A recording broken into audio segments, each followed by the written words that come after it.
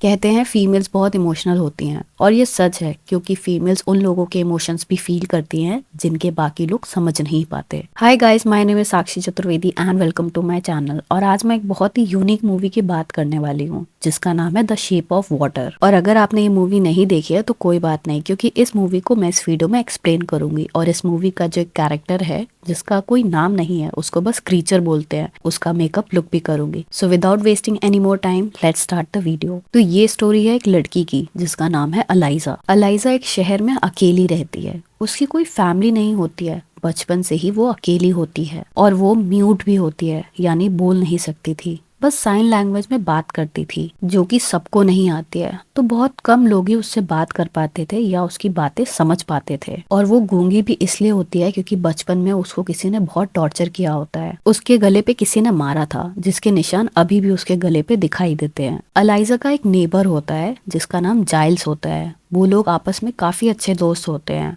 और जाइल्स भी अकेला ही रहता है अपनी पालतू बिल्लियों के साथ। और जाइल्स एक पेंटर भी होता है। अलाइजा एक सीक्रेट साइंस लैब में क्लीनिंग का काम करती है और वहाँ पे उसकी एक बेस्ट फ्रेंड भी होती है और बस वही पूरी लैब में अलाइजा से बात करती थी। बाकी लोग अलाइजा से बात नहीं करते थे क्योंकि उनको लगता था कि अलाइजा दिमाग से कमजोर है। बाकी लोग अलाइजा का मजाक उड़ाते थे और उसको हर्ट किया करते थे। इसीलिए अलाइजा भी किसी से ज्यादा बात नहीं किया करती थी और ना ही किसी से इंटरेक्ट करती थी, सिर्फ अपनी बेस्ट फ्रेंड से ही बात करती थी और अपने काम से काम रखती थी। एक दिन जब अलाइजा लैब में क्लीनिंग का काम कर रही होती है तब एक आदमी आके उससे बोलता है कि जल्दी से काम खत्म करो, आज हमारी लैब में एक टीम आ रही है जो कि बाहर से आ रही है। आज हमारे लिए बहुत इंपॉर्टेंट डे है क्योंकि वो टीम अपने साथ एक बहुत इंपॉर्टेंट चीज लेके आ रही है, ऐसी चीज जो आज तक कभी किसी ने ना देखी है और ना समझ पाई है। थोड़ी देर के बाद उस लैब में एक टीम आती है और अपने साथ एक बहुत बड़ा सा वाटर टैंक भी लेके आती है। अलाइजा उस वाटर टैंक के पास जाती है लेकिन उसको उसमें कुछ दिखता नहीं है। लेकिन जैसे ही अलाइजा उस वाटर टैंक के ऊपर हाथ रखती है उसको कुछ मूव करते हुए दिखता है। एक हाथ एकदम से वाटर टैंक की सरफेस पे आके दिखाई देता है। अलाइजा उसको देख के डर जाती है क्योंकि उसे कुछ समझ नहीं आता है कि ये क्या है। फिर बाकी लोग आते हैं और उस वाटर टैंक को आगे लेके चले जाते हैं। अलाइजा को क्यूरोसिटी हो जाती है, उसको जानना था कि उसके अंदर क्या है। नेक्स्ट डे अलाइजा जब क्लीनिंग कर रही होती है तो उसी रूम से जहाँ पे वो वाटर टैंक रखा था बहुत तेज आवाजें आ रही होती हैं, जैसे कोई किसी को मार रहा है। तभी उस रूम से कर्नल बाहर आता है और वो कर्नल काफी बुरा होता है और वो इस पूरे प्रोजेक्ट का लीडर होता है। जब वो कर्नल उस रूम से बाहर आता है तो उसके हाथ में चोट लगी होती है और खून भी बह रहा होता है उसके हाथों से। फिर बाकी लोग कर्नल को लेके चले जाते हैं और अलाइजा को ब्लड क्लीन करने के लिए बोलते हैं। जब अलाइजा उस रूम में जाती है क्लीन करने के लिए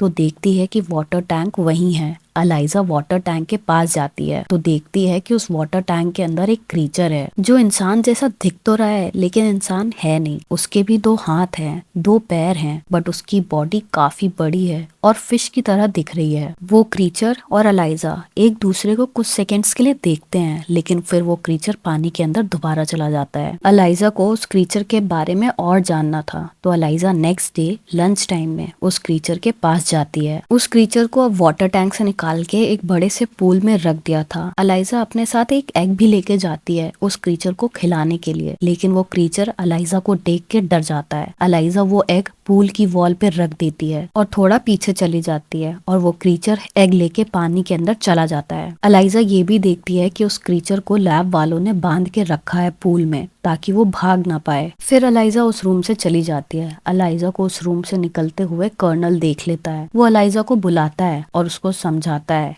कि वो जो क्रीचर है वो बहुत डेंजरस है, उससे तुम दूर ही रहना, वो बहुत गंदा है और वो कीचड़ में रहता था। हम उसे अमेज़न के जंगलों से लाए हैं और वहाँ पे तुम क्लीनिंग करने के बाद रुकोगे नहीं और ना ही उस क्रीचर से इंटरेक्ट करने की जरूरत है। लेकिन अलाइजा कर्नल की बात को इग्नोर कर देती है और नेक्स्ट डे लंच टाइम में फिर से वो उस क्रीचर से मिलने जाती है और इस बार वो अपने साथ म्यूजिक सिस्टम भी लेके जाती है। अलाइजा म्यूजिक प्ले करती है और फिर वो क्रीचर पानी से बाहर आता है और अलाइजा आज भी उसके लिए एग लेके आती है। दोनों साथ में खाना खाते हैं और म्यूजिक सुनते हैं। इसी तरह अलाइजा उससे रोज मिलने जाती है और दोनों में बॉन्डिंग स्ट्रांग होने लगती है। अलाइजा इस बॉन्डिंग से बहुत खुश थी क्योंकि वो दोनों ही बोल नहीं सकते थे तो अलाइजा उससे बहुत रिलेट कर पाती थी और अलाइजा को इस चीज से कोई फर्क नहीं पड़ता था कि वो क्रीचर दिखने में कितना डरावना है। वो उसकी फीलिंग्स को और इमोशंस को समझती थी कि उसको वहाँ पे ट्रैप करके रखा है और बिना बात किए ही वो एक दूसरे को इतना समझने लग गए थे। एक दिन जब अलाइजा और वो क्रीचर आपस में म्यूजिक सुन रहे होते हैं और साइन लैंग्वेज में एक दूसरे से बात कर रहे होते हैं तो वहाँ पे एक डॉक्टर आ जाते हैं जो इस क्रीचर पे रिसर्च कर रहे होते हैं और वो देखते हैं कि अलाइजा और वो क्रीचर आपस में कम्युनिकेट कर रहे हैं और इससे पहले उस डॉक्टर ने ऐसा क्रीचर को कुछ भी करते हुए या किसी से इंटरैक्ट करते हुए नहीं देखा था। इनफैक्ट उनको पता भी नहीं था कि ये क्रीचर बात भी कर सकता है और कुछ समझ भी सकता है, क्योंकि अभी तक उन्होंने इस क्रीचर पे जो भी स्टडी करी थी उससे उनको कुछ भी समझ में नहीं आया था। बस इतना ही पता था कि वो क्रीचर लैंड पे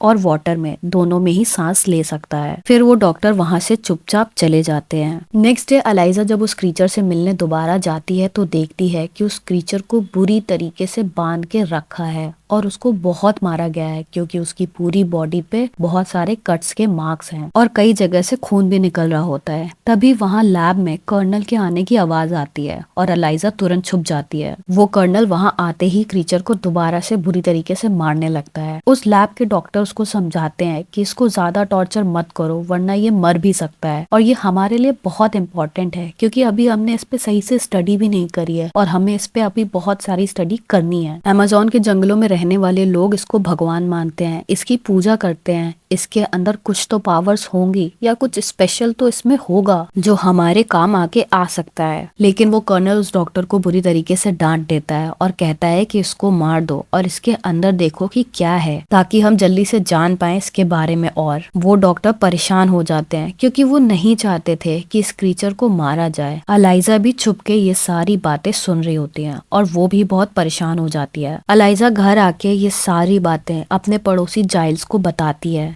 कि कैसे लैब वाले उस क्रीचर को मारने की प्लानिंग कर रहे हैं और वो उसकी हेल्प करना चाहती है, क्योंकि एक तो वो क्रीचर अलाइजा का दोस्त है और वो भी अलाइजा की तरह बेजुबान है। जाइल्स अलाइजा को समझाता है कि हम उस क्रीचर को नहीं बचा सकते, क्योंकि जिन लोगों की कस्टडी में वो है वो बहुत पावरफुल लोग हैं और हम आम से इंसान हैं, हम कुछ नहीं कर सकते। ये सुन के अलाइजा रोने लगती है। फिर जाइल्स को रियलाइज होता है कि वो ऐसा गलत काम होते हुए भी नहीं देख सकता कि किसी बेजुबान को अपने मतलब के लिए मारा जाए, तो वो अलाइजा की हेल्प करने के लिए रेडी हो जाता है। अब ये दोनों प्लान बनाते हैं उस क्रीचर को लैब से निकालने का। तो नेक्स्ट डे अलाइजा जब जाती है तो वो लैब के सारे कैमरेज ऊपर की तरफ कर देती है ताकि कैमरे में कुछ भी रिकॉर्ड ना हो और ना ही उन दोनों को कोई देख पाए। फिर अलाइजा उस रूम में जाती है जहाँ पे उस क्रीचर को रखा होता है, लेकिन उस क्रीचर को चेन से बांध के रखा था जिसको खोलना इम्पॉसिबल था। तभी वहाँ वो डॉक्टर आ जाते हैं और वो समझ जाते हैं कि अलाइजा क्रीचर को भगाने वाली है, तो अलाइजा को उस चेन की कीज दे देते हैं। वो इसलिए क्योंकि वो डॉक्टर भी चाहते थे कि वो क्रीचर जिंदा रहे। फिर अलाइजा उस क्रीचर को खोल के कार्ट में छुपा लेती है और वहां से निकलने लगती है। तभी उसकी लैब वाली फ्रेंड मिल जाती है। पहले तो वो अलाइजा को ऐसा काम करने से मना करती है, क्योंकि अगर लैब वालों को पता चल गया तो वो अलाइजा को मार देंगे। लेकिन अलाइजा अपनी दोस्त को समझाती है कि लैब वाले इस क्रीचर को मारने की प्लानिंग कर रहे हैं और मैं ऐसा होने नहीं दूंगी। फिर वो भी अलाइजा की हेल्प करती है इस क्रीचर को बाहर निकालने में लैब से। लैब के बाहर जाइल्स अलाइजा का वेट कर रहा होता है एक वैन में, ताकि वो क्रीचर को लेके भाग सके। फिर अलाइजा उस क्रीचर को लेके बाहर आती है और वैन में बैठ के वो दोनों वहां से चले जाते हैं। फिर अलाइजा उस क्रीचर को अपने घर लेके आती है और अपने बाथरूम के बाथ टब में रख देती है। लेकिन उस क्रीचर की हालत बहुत खराब हो चुकी थी और वो बाथ टब में ज्यादा दिन नहीं जी सकता था। तो अलाइजा प्लान करती है कि जिस दिन बारिश आएगी वो उस क्रीचर को नदी में छोड़ के आएगी, क्योंकि बारिश से नदी का पानी का लेवल बढ़ जाता है और तब डैम के गेट खुलते हैं, जिससे वो क्रीचर अपने घर वापस जा सकता है। नेक्स्ट डे अलाइजा नॉर्मली काम पे जाती है ताकि किसी को शक ना हो कि अलाइजा ने उस क्रीचर को भगाया है। घर पे जाइल्स उस क्रीचर का ध्यान रखता है और उसी बीच जाइल्स की आंख लग जाती है और वो सो जाता है। जब जाइल्स की आंख खुलती है तो वो देखता है कि क्रीचर बाथटब में नहीं है। जब वो रूम में जाता है तो वो जाइल्स क्रीचर के हाथ पे गलती से चोट मार देता है और घर से भाग जाता है। अलाइजा जब घर आती है तो ये सब देख के परेशान हो जाती है। फिर वो किसी तरह क्रीचर को ढूंढ के घर वापस लेके आती है। क्रीचर को अपनी गलती का एहसास होता है और फिर वो जाइल्स का हाथ पकड़ता है और जाइल्स के हाथ पे जो चोट लगी थी उसको ठीक कर देता है। जाइल्स और एलाइजा ये देख के शॉक हो जाते हैं कि इस क्रीचर के पास मैजिकल पावर्स हैं। वक्त के साथ एलाइजा और उस क्रीचर की फ्रेंडशिप प्यार में बदल जाती है। फिर वो दिन आ जाता है जब एलाइजा को उस क्रीचर को नदी में छोड़ के आना था। एलाइजा बहुत भारी मन से उस क्रीचर को छोड़ने जाती है, लेकिन एलाइजा को नहीं पता था कि लैब वाले और कर्नल उन दोनों का वहाँ पे इंतजार कर रहे हैं। जब एलाइजा वहाँ पहुँचती है तो वो इन सबको देख के डर जाती है। फिर वो कर्नल गन निकाल लेता है और एलाइजा को शूट कर देता है और क्रीचर को भी। दोनों वहीं मर जाते हैं, लेकिन क्रीचर एकदम से जिंदा हो जाता है और खड़ा हो जाता है। कर्नल ये देख के शॉक हो जाता है। फिर वो क्रीचर कर्नल के पास जाता है और उसके गले पे मारता है और कर्नल वहीं मर जाता है। फिर वो क्रीचर एलाइजा को लेके नदी में कूद जाता है। नदी में कूदने के बाद वो क्रीचर एलाइजा को अपनी पावर से जिंदा कर देता है और जो कट मार्क्स एलाइजा के गले पे बचपन से थे